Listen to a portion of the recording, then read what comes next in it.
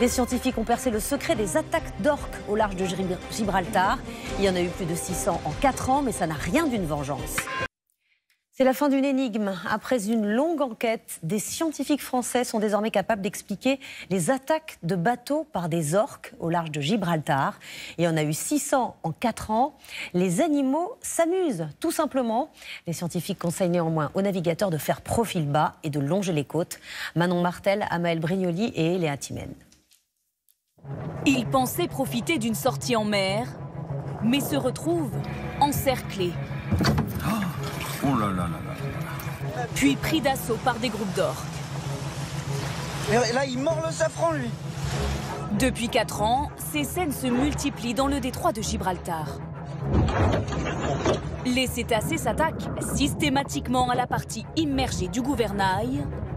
De quoi avoir des sueurs froides, comme le skipper Sébastien Destremaux l'an dernier.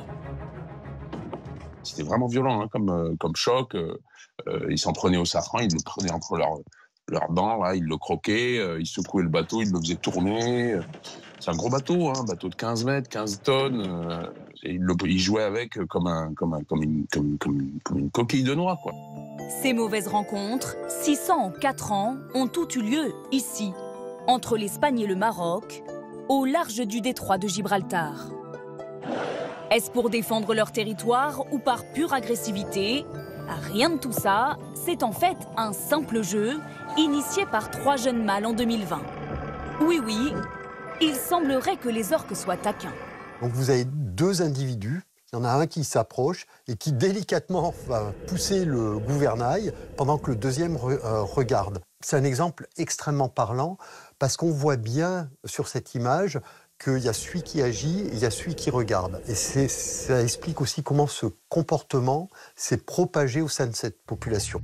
En cas de rencontre, les scientifiques conseillent de ne pas s'arrêter et continuer sa route, ou encore d'installer un petit cône pointu sur le gouvernail.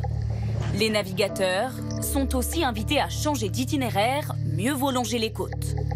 Grâce à cette alternative, le nombre d'incidents a baissé de 70% en 1 an. Les orques vont peut-être devoir trouver un autre passe-temps.